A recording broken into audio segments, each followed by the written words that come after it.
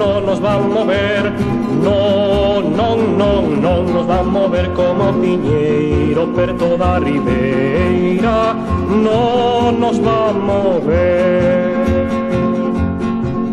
Nos acouga o sindicato, non nos van mover, nos acouga o sindicato, non nos van mover como piñeiro perto da ribeira, non nos van mover. Loitarei e aguantarei, non nos van mover, loitarei e aguantarei, non nos van mover como piñeiro perto da ribeira, non nos van mover.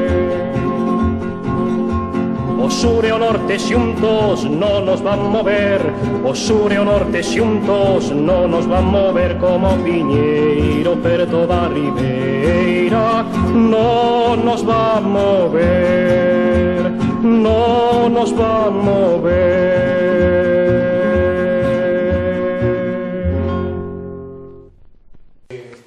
Contribuir a este gran movimento universal que é a marcha das mulleres pola igualdade, que no día de onte tivo foi un gran efecto, non só en Galicia, senón por todas partes. Unha reivindicación que a nós nos parece, non sei como dicelo, como explicaría? Fai 20 anos, máis de 20 anos, traballaba no son. Ali fixemos un acto precisamente polo 8 de marzo e invitamos naquela ocasión a unhas traballadoras da conserva da Popa do Caramillar. Aquelas mulleres puxeron sobre a mesa que había un salario inferior respecto aos homes que facían o mismo na mesma fábrica. 22 anos pasaron desde aquel acto hasta hoxe. E para min, que seguimos no mismo. Non só a diferencia salarial, todos os días, porque soy na prensa, na televisión, a diferencia nas pensións de homens e mulleres, do paro, que afecta máis ao sector feminino, a precariedade laboral, que afecta máis ao xénero feminino, por non falar xa da violencia de xénero. Parecera que fora inútil todo canto se leva facendo. Pero desde a nosa asociación queremos que non, que hai que lle seguir tanto. Por iso facemos este acto hoxe.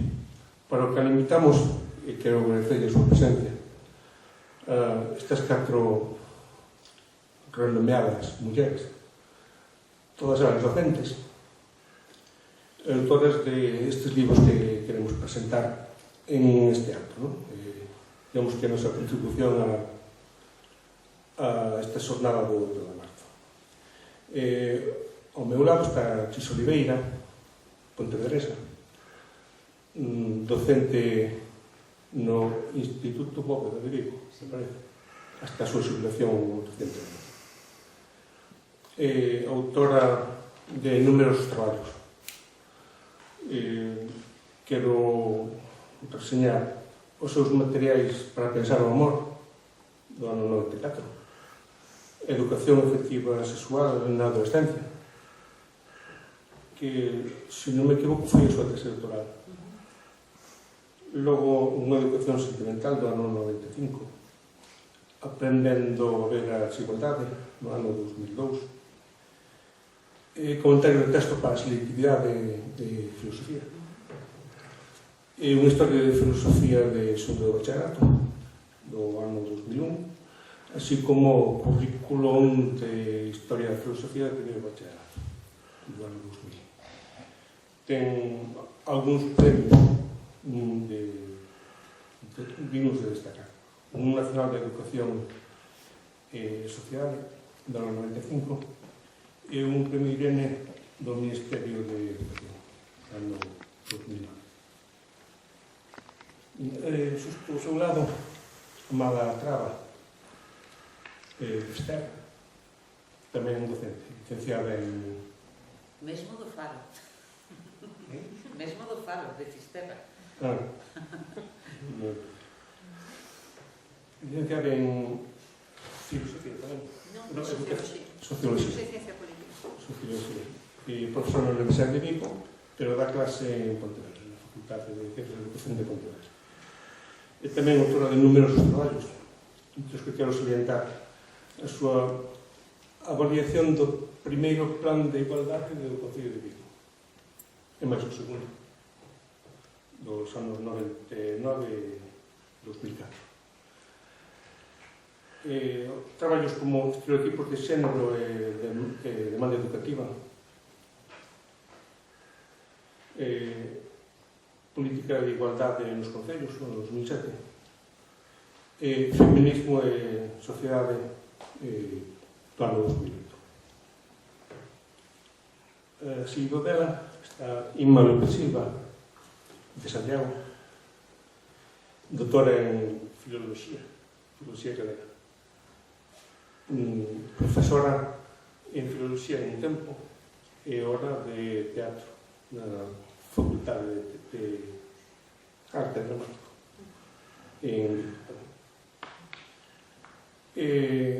unha autora moi prolífica con moitas obras de ficción, de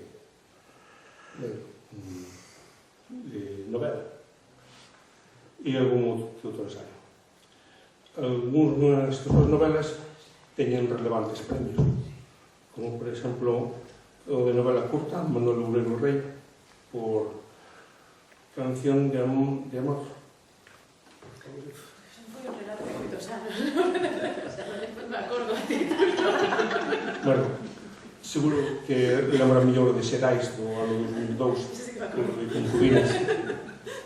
Manuel Murguía, 2005, por aqueles retratos. Outro relato. Aqueles que levo ben, retratos que levo ben, algo así. O de Blanco Amor 2007, é máis fácil de lembrar. Por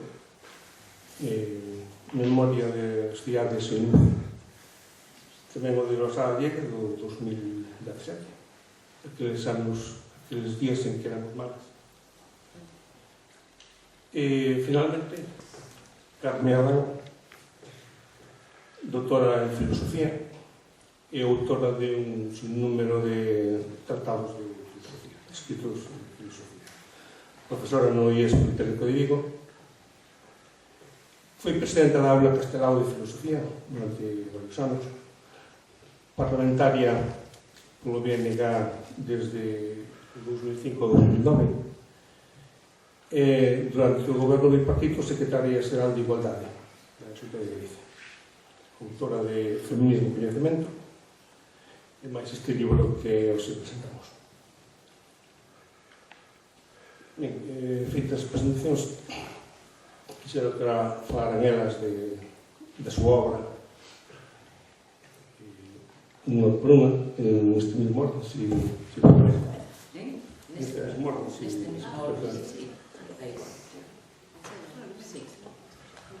Hola, boas tardes. Grazas por estar aquí nesta tarde de feira en Outes.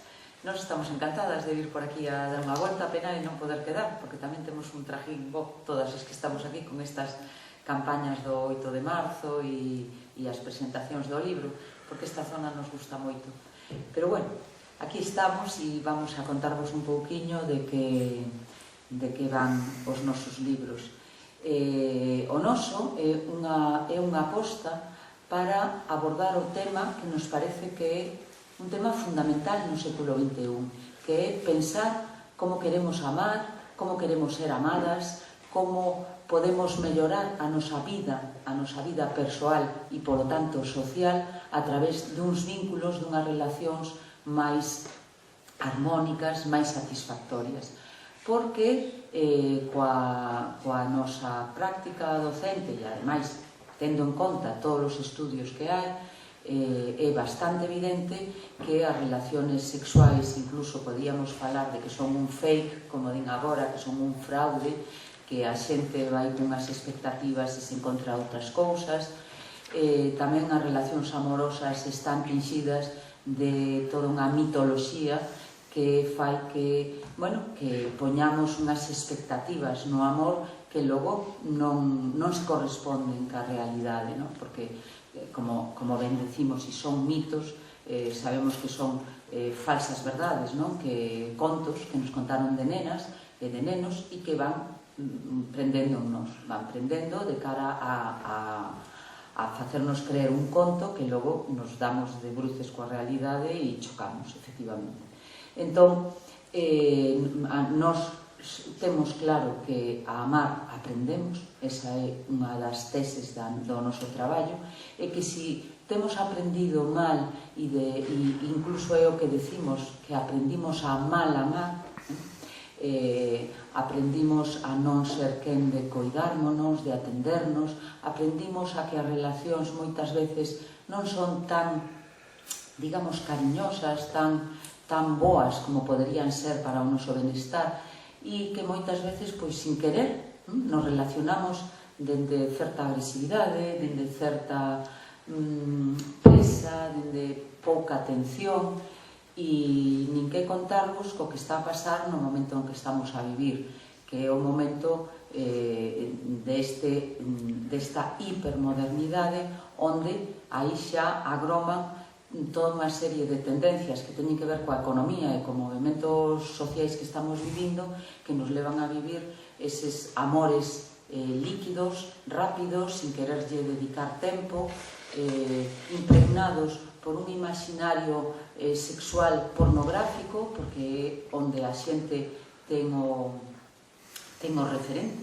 Pensade que, mirade, cando empezamos a redactar este libro, os estudos nos falaban de que a chavalada contemplaba pornografía, xa se falaba dos 11 anos, e xa nos parecía atroz. Hai 2 anos, pensar que éramos 11 anos a idade de conexión a través do móvil que toda a chavalada leva no peto. Agora xa se sabe, os últimos estudios, que xa se adiantou os 9 anos.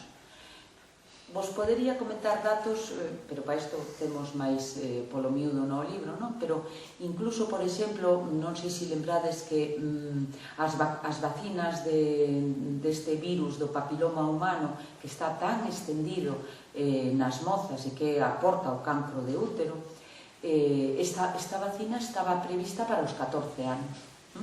Era como o Ministerio de Sanidade consideraba que había que facelo. Bueno, pois agora tiveron que adiantalo 2 anos, porque as relacións sexuais coitais adiantáronse tamén 2 anos.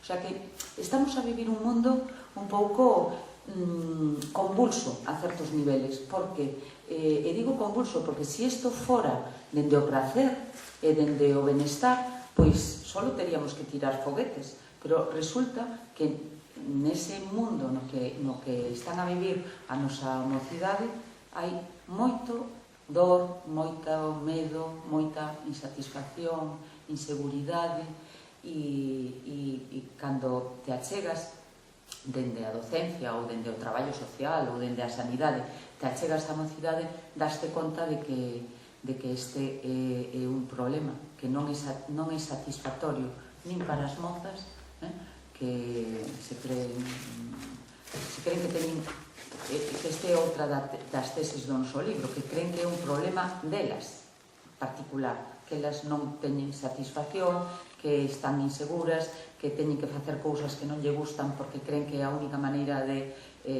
ter ao lado os mozos, porque senón eses fantasmas de que senón marchan con outros e tal. E os mozos tamén salen moi mal parados, porque o referente pornográfico, ademais de ser un modelo atroz de sometemento e de sumisión, tamén é un modelo nefasto para os propios homes, porque teñen aí eses cachimanes que parece que están aí arriba todo o día, toreros a todas horas, e claro, os chicos logo encontranse que eles non dan ese bueno, aparte que é unha maneira de entender a sexualidade de un mete-saca rápido e canto máis mellor, é cuantitativo, desprendido de afectos, que vos vou contar que todo o mundo sabe de que estou falando, non? Entón, nos parece que hai que afrontar que temos que asumir o compromiso de educar a nosa mocidade, porque se non o facemos a sociedade a través de todas as redes e sobre todo da escola, isto quen está asumindo este papel está sendo a pornografía, o mundo dos videoxogos e de toda a industria audiovisual. Ante todo isto, pensamos que hai que desvelar todas as trampas que están deturpando o que terían que ser unhas relacións igualitarias, satisfactorias e que, dende logo, que non nos levan a nosa proposta que sería o do ben amar.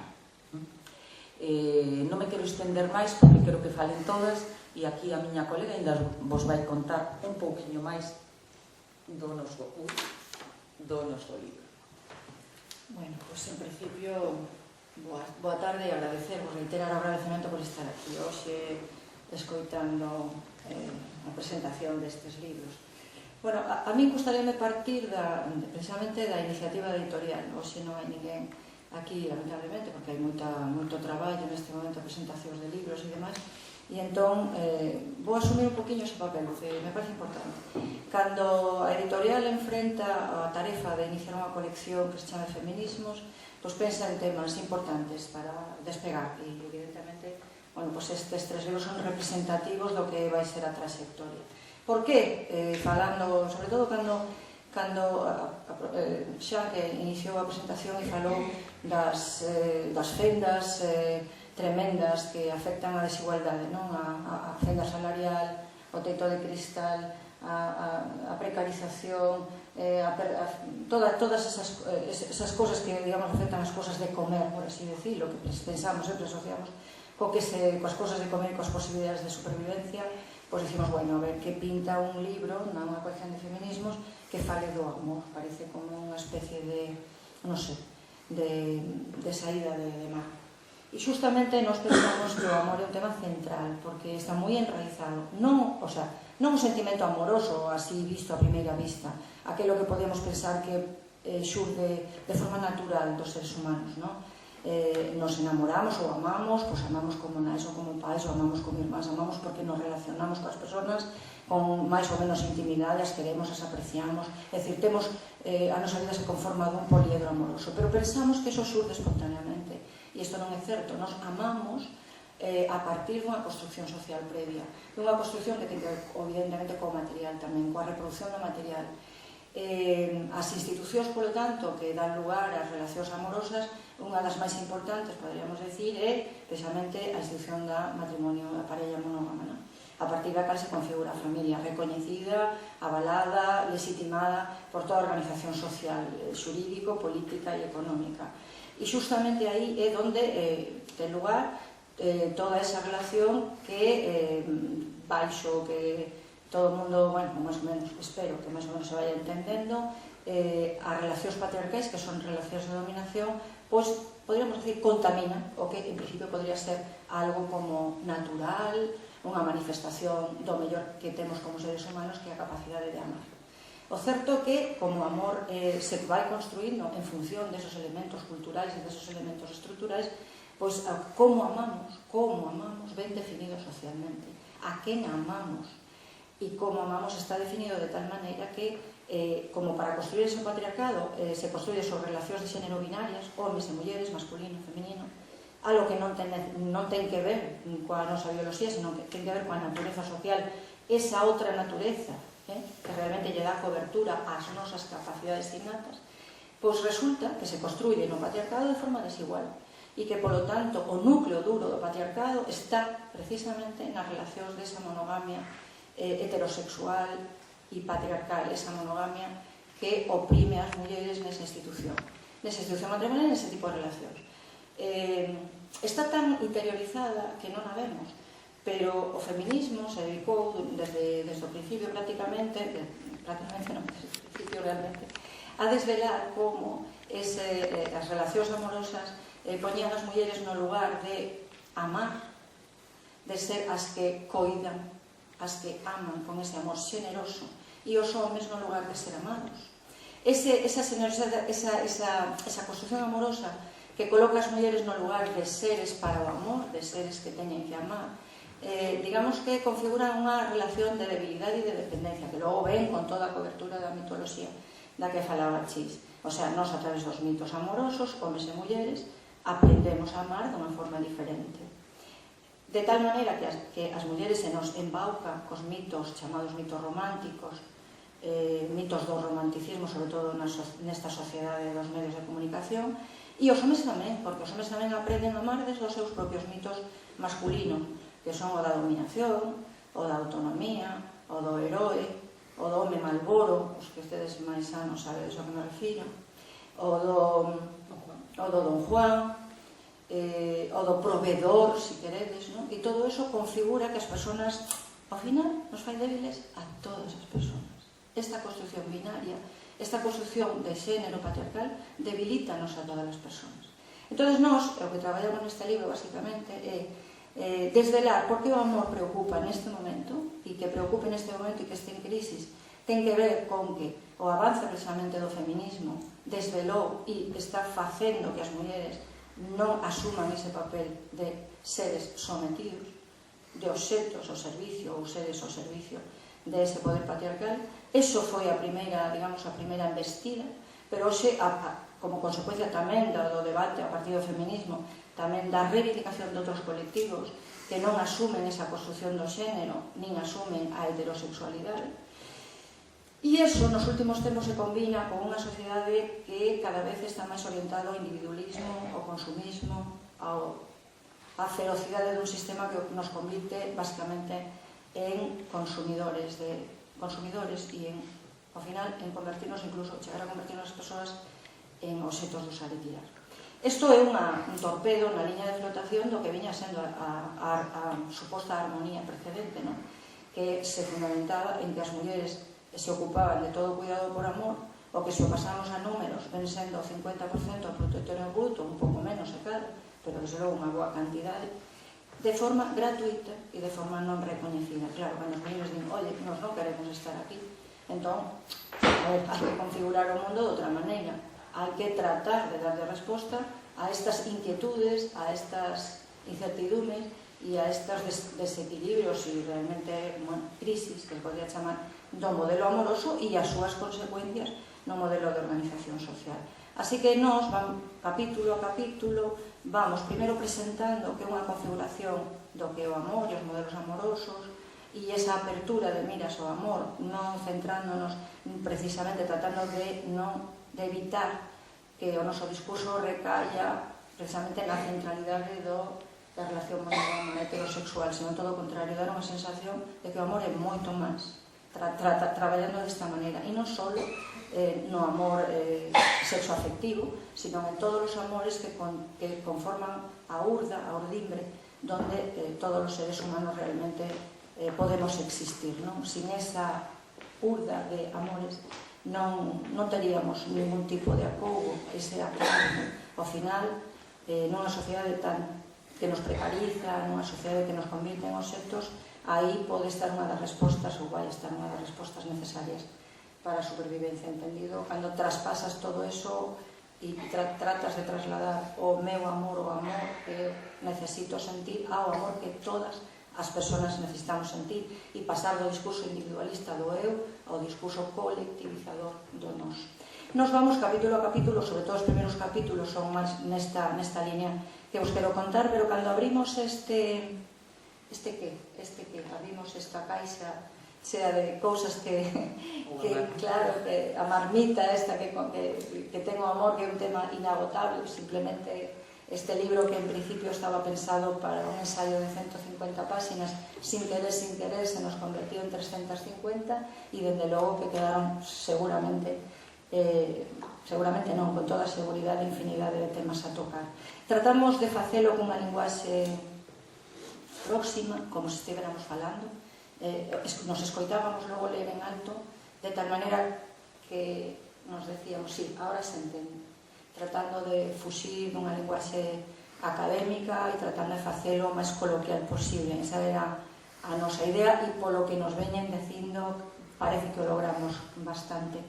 E bueno, gustaríame, para non invadir máis o espazo, e logo xa, se tal, no coloquio traballamos máis, un pouco comentaros, non? Que o libro consta de 10 capítulos, donde o primeiro precisamente titulamos así, o poliedro do amor, para dar unha mirada ampla ao que é este concepto e hasta onde nos pode levar, e subtitulamos cunha pregunta. O libro está cargado de preguntas, porque nós non ofrecemos respostas, faltaría. Nós o que pretemos é desvelar cousas para que cada quen elabore o seu propio discurso respecto. E o subtítulo é unha pregunta. A propósito, utilizamos moito cancións, moito poemas, elementos da cultura popular, non? E a primeira canción é dos Beatles, por suposto, non podía ser outra que All You Need Is Love. O capítulo 2, xa nos metemos en fariña no que é precisamente como se ve construindo como se ve facendo a construcción amorosa basada no xénero, nese binarismo, e chamamos así a poción máxica do amor, porque realmente a construcción é tan difícil de ver, o esconxuro que se fixo para que non a vexamos é tan potente, que realmente é como se actuase como unha poción máxica. E subtitulamos Non podo vivir sin ti, non? No sentido, sobre todo, de que este tipo de cancións, e, bueno, desde os boleros, e antes, probablemente para acá, pois toda a expresión amorosa, sobre todo a femenina, é a da carencia, non? A de, se non te teño a ti, eu non son nada, eu son unha media laranxa, que de todas formas se pode aplicar a homes e a mulleres, pero especialmente a dependencia se educa, se imprime nas mulleres. Nos homes se imprime con maior intensidade a autonomía. O terceiro é a volta aos cosmitos, e é onde desenvolvemos precisamente toda esa mitoloxía, sobre todo nos medios de comunicación de masas, en todo o aparello audiovisual contemporáneo, sobre a promesa, e subtitulamos así, a ilusión do paraíso, que non é máis que unha fantasía que realmente nos damos bastantes batacazos. Claro, se nos prometen tantas cousas, son unhas películas de Hollywood, non? Nos prometen tantas maravillas co amor, pois o normal é que se non pensamos o amor como horta que hai que cultivar, que o último capítulo xa chegaremos, pois efectivamente nos damos bastantes batacazos. O capítulo 4 é a procura do antídoto, precisamente porque unha vez que temos visto cales son as trampas, cales son as pocións, cales son os sortilexos, os feitizos, pois podemos tratar de buscar de desenfeitizarnos, non? Así que é onde nos preguntamos como podemos desenfeitizar, non? Desvelar as trampas do amor, polo tanto, o capítulo 5, e xa no 6 nos metemos en temas que en principio poderían non estar no ensaio, non? Porque hasta aquí, digamos, sería o núcleo este de pensar o amor no século XXI, pero cando nos puxemos a pensar nesto, dixemos, aquí hai que abordar a sexualidade, obviamente, porque son dous elementos que, en principios, as persoas solemos ver en bastante, con moita relación, non? Entón, ese capítulo de sexualidades e amores, que o facemos así en plural, precisamente pretendendo isto, dar unha visión de amplitude, subtitúlase Killing Me Softly. E logo nos quedan o capítulo das relacións amorosas e sexualidades nas redes, posto que a sociedade cambiou, entonces parecíanos importante tamén tomar en conta estes cambios e analizalos con esta mesma perspectiva de xénero, desde esta óptica feminista, pero pensando en homes e mulleres. A pornografía dedicamos un capítulo e chamamos precisamente Fuck Paradise, e no sentido no que explicaba Mercedes, como está ocupándose a industria do porno, que move moito diñeiro, en educar a nosa mocidade en modelos amorosos moi nocivos para as identidades, para a nosa vida, para a nosa satisfacción, porque realmente son todo o contrario dunha vida amorosa rica, dunha vida amorosa placenteira, dun erotismo real, o que é precisamente un fuck paradise. E no capítulo 9 falamos de como educamos sin querer e sin darnos conta moitas veces, e outras veces seguramente hai xente que sí sabe que o está facendo desta maneira, eso tamén nos consta, e educarnos para malamar no sentido de que esa educación para nenos e para nenas diferenciada, como sin darnos conta vamos transmitindo e vamos reproducindo esa desigualdade, e e nos vamos facendo os nosos fillos e fillas medias persoas, no sentido de que lle cercenamos as súas posibilidades de ser seres completos e de non necesitar esas medias laranxas, e como facemos débiles a ambos, a eles e a eles, só que, bueno, logo a estrutura social se ocupa de xerarquizar e, dende logo, nese sentido, non vamos a decir aquí que ocupamos a mesma posición, pero en todo caso nos debilita a todos como individuos. E o último capítulo, bueno, aí o que facemos é, bueno, podíamos pechar o libro sin reflexionar sobre como sería ou como podería ser a nosa, dentro do noso punto de vista, esa revisión deses malos modelos, desa educación para mal amar, e propoñemos precisamente un capítulo que se chama Claves para ben amar. Así que ese é un poquinho para que saibades de que vai o libro, con que sentido está feito, e logo xa, se hai tempo no debate, pois podremos entrar a algún tema que vos suscite maior interés. Gracias.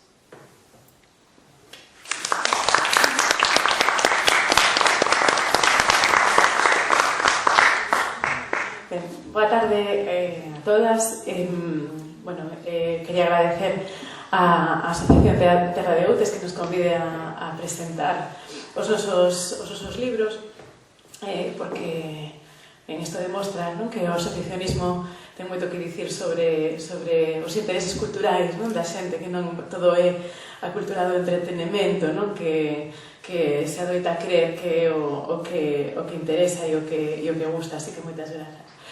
O meu libro é moi diferente do de Chis e de Amada, é moi diferente tamén do de Carme, porque é, de algún xeito, o máis literario dos tres. Eu non son filósofa, non socióloga, eu son escritora. E por iso, o meu libro vai na liña literaria dun ensaio de carácter literario, un ensaio de reflexión, non ten bibliografía, e vai precisamente a reflexionar sobre o machismo no ámbito no que eu me movo, que é o ámbito cultural.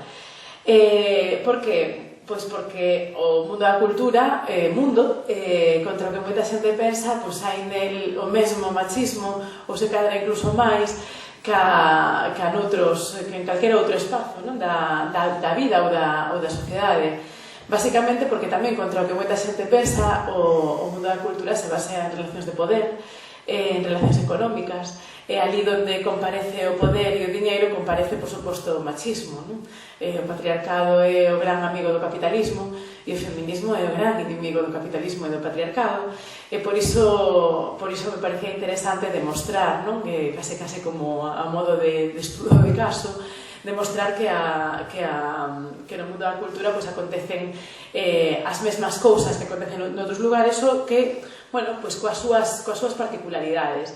Particularidades como que, en xeral, a xente pensa que porque os homes da cultura son progresistas e dedicados e cultos, non van ser machistas, e son moi cultamente e moi delicadamente machistas, pero son. Na cultura, calquera muller da cultura pode desenvolver, como fixen eu en Chámame Señora, todo un anecdotario do paternalismo, da condescendencia e da agresividade. Quizáis non unha agresividade física, ainda que tamén, pero desde logo unha agresividade cultural, emocional, simbólica, que sufrimos permanentemente. Por iso o libro está organizado desde un punto de vista vivencial. O libro é unha memoria persoal na que, como alguén que leva 20 anos nese ámbito, ademais, por casualidades da vida, bastante vinculada aos espazos máis institucionais, me parecía que chegaba un momento en que isto debía ser contado, e eu podería ser a persoa idónea para facelo. Por que? Porque chegou un momento na miña vida, este libro é un produto da miña crise aos 40, chegou un momento da miña vida en que tiña unha vontade de que non se me confundira con esas escritoras que van de inocentes cando teñen 40, creo que os 40 xa non é inocente para nada, se esas parva, e como sendo escritora se nos presupón non ser parvas, entendo que ser escritora implica unha responsabilidade, precisamente, o feito de ter voz implica unha responsabilidade na que debemos ser quen de utilizar esa nosa voz, en realidad para as causas xustas, non? Falamos do político desde o individual, pero unha desas causas xustas, na miña opinión, é a causa feminista. Eu exerzo neste libro o que outro día nunha presentación Inma Antonio chamaba feminismo macarra, que creo que aí arribadas falado do feminismo liberal, pois eu vou a reivindicar o termo de feminismo macarra, porque creo que ás veces nos fai un pouco de falla, non? Un pouco de falla de catarnos de que temos unha capacidade de exercer a nosa voz pública, de visibilizar o que opinamos e de visibilizarlo coa responsabilidade de, pois, ao final do que nos marca o pensamento feminista, non? Que é darlle a volta ao concepto de poder, non? É a idea de Floribert do poder como verbo e non como sustantivo, non? O patriarcado nos afalla que o poder é algo que se posúe, algo que se detenta e, por tanto, algo que se exerce contra os demais. Mentres que se lle damos a volta de forma tan simple como entendendo como un verbo, poder é a capacidade para facer e automáticamente non nos obriga a mudar o concepto de relación coas persoas. O poder xa non é algo que serve para controlar a outro, senón que poder facer é algo que se amosa como colaborativo. Eu creo que todos os ámbitos mudarían moito se se exercese a idea de poder desde ese punto de vista, pero imaginadevos o que sería calquera espazo competitivo e económico como é o mundo da cultura se en vez de entender o poder como competitividade o entendemos como colaboración. E a cultura galega aí tería moito que, seguramente tería moito que beneficiarse, non? de unha idea dese tipo de poder. Por iso me parece que exercer ese tipo de voz pública e é un pouco o que eu intentei facer con este libro é sumamente liberador, non? Igual que toda unha teoría dos corpos, non? Que intento tamén desenvolver aí sobre tamén a idea da presenza dunha escritora na esfera pública. A nós se nos presupón que non temos corpo porque utilizamos a palabra ou nos dedicamos á palabra, pero no momento en que estamos situadas en público, en realidade, dunha forma moi perversa, se nos anula a capacidade para exercer a palabra e se nos converte en puros corpos, non? E deso o libro fala moito. E por iso tamén eu reivindico a idea de empregar como... Eso pode facer o calquera muller, en realidade, non? Eu, digamos, que o poño desde o meu punto de vista porque é o que me dedico, pero creo que todas nós podemos utilizar o noso corpo de forma autónoma, non? Xa sabedes que todas nós non somos donas dos nosos corpos, non? Por iso nos violan, por iso nos usan como vasillas, non? Para levar os nenos da outra xente e encima decir que eso é estupendo. E por iso creo que se nós nos apropiamos dos nosos corpos automáticamente lle retiramos ao patriarcado o seu fusil, non? É dicir, eliminaríamos a posibilidade de ofendernos, eliminaríamos a posibilidade de utilizarnos, e os nosos corpos son nosos. Entón, diso tamén fala o libro, precisamente porque as escritoras estamos moi afeitas a que o noso corpo non importe ata que o noso corpo serve para anular a nosa voz, non? E, polo tanto, no momento en que calquera escritora se amosa como voz con corpo, pois o nivel de descoloque, como podeis imaginar, é brutal, e deso falo moito no libro. Non con nomes e apelidos, pero sí con referencias, así xa para a xente morbosa que ande polo público, sí con referencias o suficientemente enxutiosas como para que os fagan gracia. E recoñezades, ao final, a quen son os patriarcas da cultura galega. A lingua galega, que é tan rica e estupenda para tantas cousas, tamén é para isto, e nós temos un termo propio para falar do concepto de patriarca na cultura galega, que é o Petrucio. O Petrucio é ese ser que en Galicia, desde o ámbito da cultura, exerce o patriarcado. Entón, eu tiña moito interese en contar como é o proceso polo cal os petrucios exercen o patriarcado, basicamente a través da toma das institucións. Seguramente que moitas de vos lembrades procesos de reivindicación como foi o xogo das cadeiras ou, algunhas outras liortas alrededor do Consello da Cultura Galega ou da Real Academia Galega que ademais corrían o perigo de ter sido contadas por eles, precisamente, non? Concretamente co xogo das cadeiras, que foi aquel manifesto polo cal mobilizamos a necesidade de que tamén as mulleres fosen optantes, non, a ter unha cadeira na Real Academia Galega, que só tiña naquele momento 3 mulleres.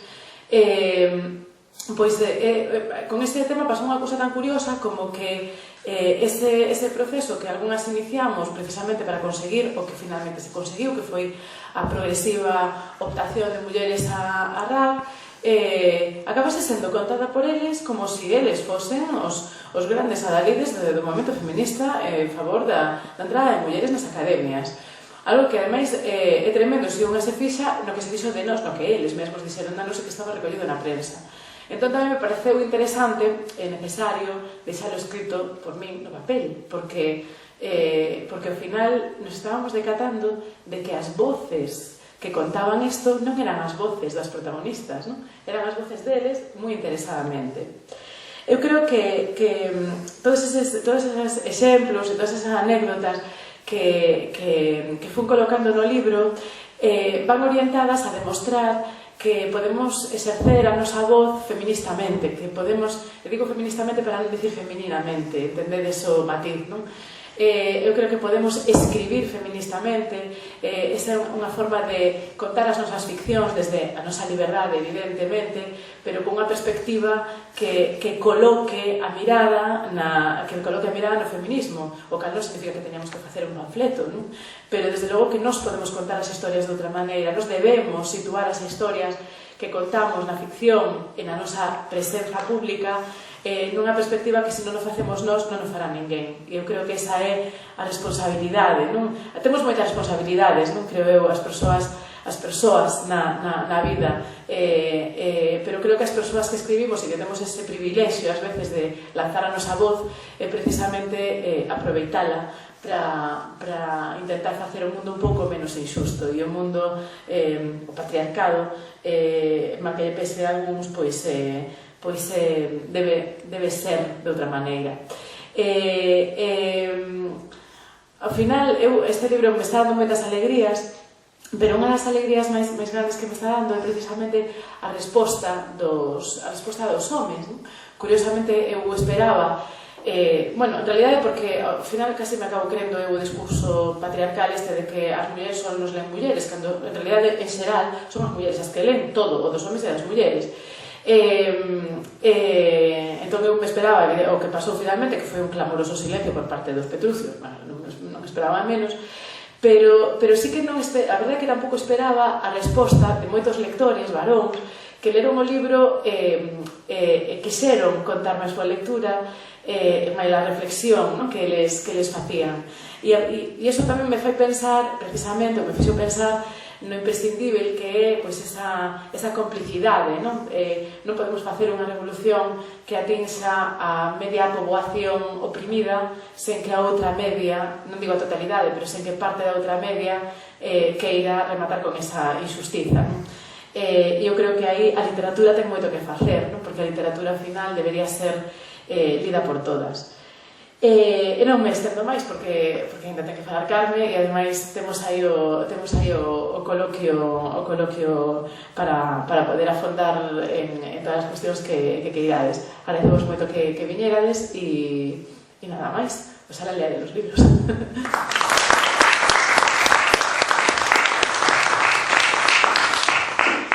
Boa tarde, eu tamén sumome os parabéns por a organización desta presentación a Asociación Terra de Outes, porque, o tecido asociativo é o que fai cultura, e a cultura que facemos así todos os días, presentando os libros e compartindo palabras, proxectos e pensamentos.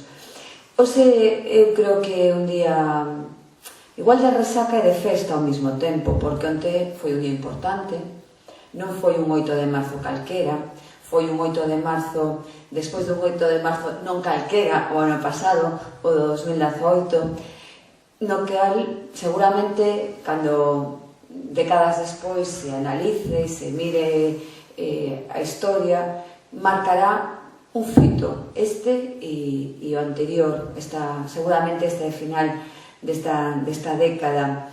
Eu así o creo, sinceramente, bueno, tampouco que teñamos aquí unha boita máxica, non? Pero, efectivamente, a palabra feminismo está na boca das máis mozas, dos máis mozos que estaban onte nas rúas, dos rapaces, tamén das persoas maiores, moitas mulleres con anos estaban onte nas rúas de Vigo, pero se estiven en Coruña tamén me dixeron que era así, e en toda Galiza e en todo o Estado, e iso eu creo que é un motivo para que tengamos esta resaca un pouco subidón de que está pasando, que está mudando na sociedade e como o feminismo está contribuindo e contribuiu a que mude. Feminicidio, solamente a palabra, pois xa nos di de que fala. É un libro que intenta pensar conjuntamente cos lectores e as lectoras que é a violencia contra as mulleres, que foi e que palabras podemos darlle para entendelas. Por eso, os dous primeiros capítulos fundamentalmente tratan da historia do feminismo, das teorías feministas, porque sin o feminismo non podemos entender a violencia contra as mulleres. E tiñamos sinalada unha cita de Rebecca Solnit, que é esa autora que escribiu no 2015, traducido ao castellano no 2016, ese libro que sempre digo mal, los hombres me explican cosas, que deu lugar a ese termo, ¿no? de mansplaining, de que sempre nos están explicando cousas. A mí outro día un compañero, que cosa que me gustou, no café me quería explicarme que era o feminismo, e disse, venga, vamos. Pues para decirme que nos estábamos equivocando, claro, no en plan, no estás equivocando todo, no, es que vas por el mal camino, bueno, bien, sí. Pero, donde era esa cita, eu recollo no capítulo que trato sobre que é a revolución feminista, que digo que non foi silenciosa, como di, non, foi silenciada, porque se algo ten a revolución feminista é palabras, porque nós fomos conseguindo todos os dereitos justamente coa palabra. E era di algo que eu hoxe, justamente despois desa resaca, que sí que quería compartir con todas e todos vos. A historia do feminismo é un dos equilibrios puntuados onde a nosa conversa sobre a natureza do mundo en que vivimos, baixo a presión do acontecemento, interpélanos. E de súpeto nos empurra. E entón, cando mudamos a historia, creo que estamos nun momento deste tipo de oportunidades, en que non só se trata dun miserable novo asesino, como de onte, por certo, senón de toda a construción do edificio social en que vivimos que se pon en cuestión. Estamos cuestionando neste momento o patriarcado. O estamos cuestionando, además, con moitísima forza. Estamos salindo á rúa, estamos na nosa modesta contribución, pensando, escribindo, compartindo con vos palabras e reflexións hoxe. E eu fago dende algo que defendo no libro, que é central para entender o patriarcado e como se reproduce, que é a violencia contra as mulleres.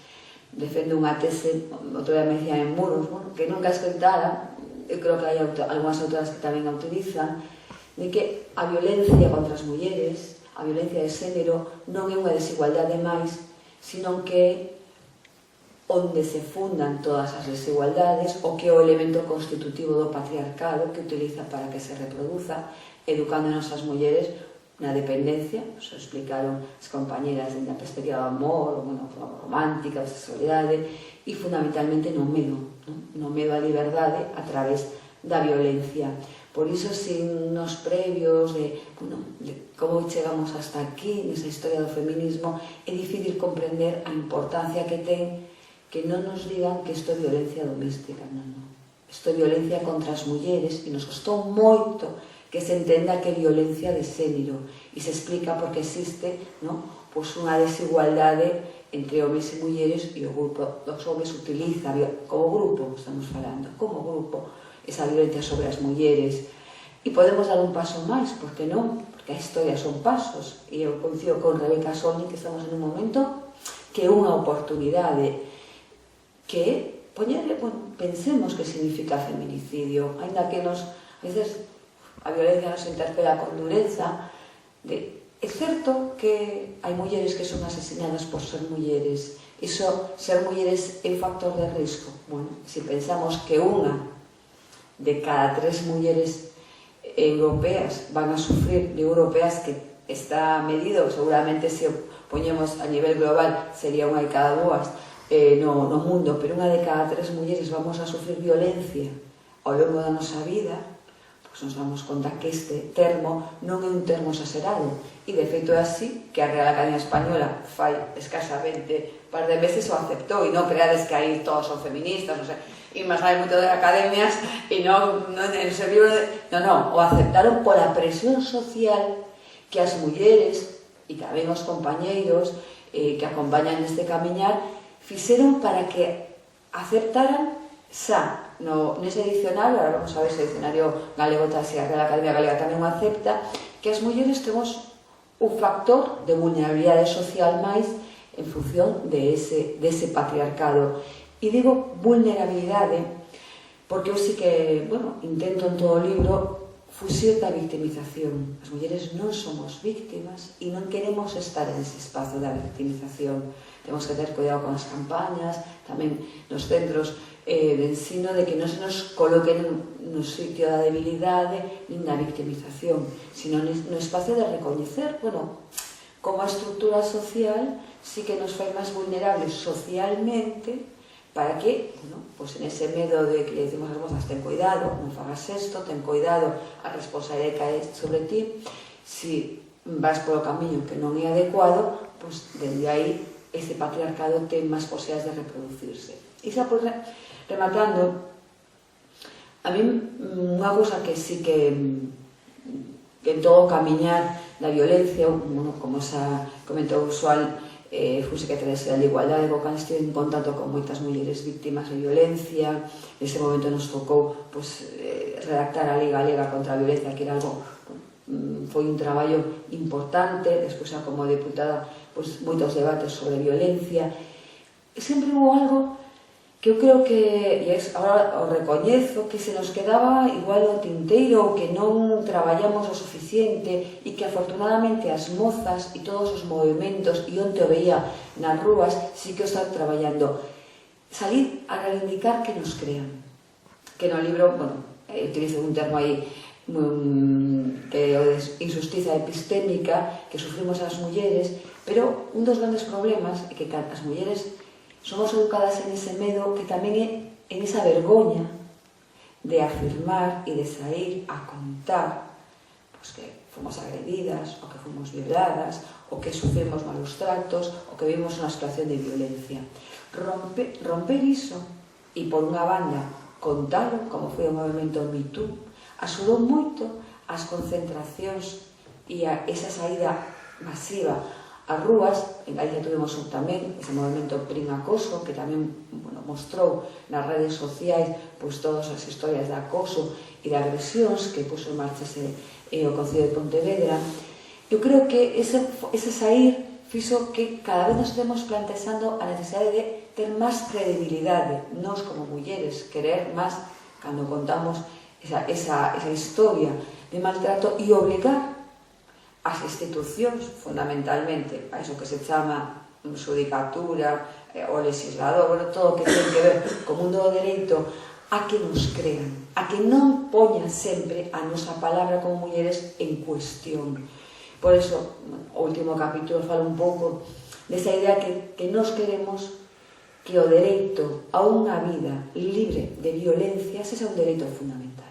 Non queremos ter que estar como as mulleres que nos precederon avergoñadas de situacións de violencia, porque a culpa recae sobre nós como mulleres, ou as mozas, porque non se sabe como iba pola rúa, como levaba a minisalla, ou esos tópicos que ainda perviven. Sino todo o contrario, queremos poñer a responsabilidade no Estado ou nas institucións, que teñen que ser os garantes desa vida libre de violencia, porque non somos nosas que nos teñamos que estar cuidando, non somos Caperuchiña que nos equivocamos e fomos por o sendeiro prohibido e ali estaba o lobo. Por iso que, eu intentei traer pensamentos, autoras que nos acompañen nesa forma de entender que a violencia, por que ten a dimensión que ten, vemos que onte era a 10ª muller asesinada en escasamente 3 meses, todos os datos sempre son aterradores, pero máis que os datos, é intentar comprender por que ocurren, que hai detrás, dende que espazo podemos falar e entender a quen beneficia a violencia contra as mulleres, que non é unha persoa en concreto, sino que é unha estructura moi ben montada que justamente en días como onte nos vamos contar que xa empeza a ter fisuras grandes, ten grandes fendas por as que se vai colando cada vez máis as palabras das mulleres que para min neste libro resumo nunha que é liberdade. Por iso que remato co poema de Sona Torres, non a unha Penélope que salga ela en solitario a navegar, sino pensándonos todas como mulleres libres, como mulleres que queremos navegar, nós tamén navegar. Moitas grazas.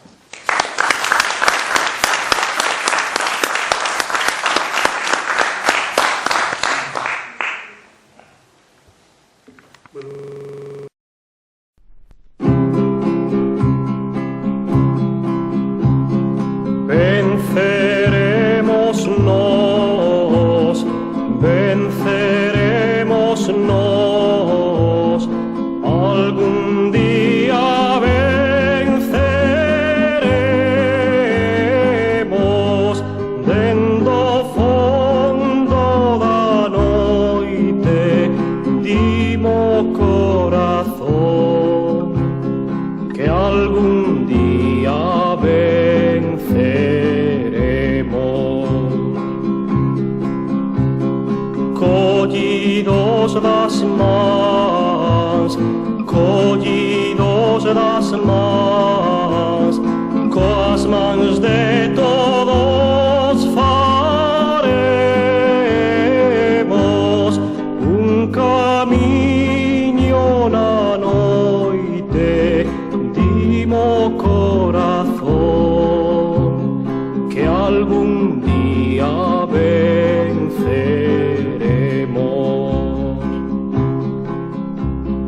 Nos non temos medo, nos non temos medo, nos non temos medo, xe, dendo fondo da noite, dimo corazón,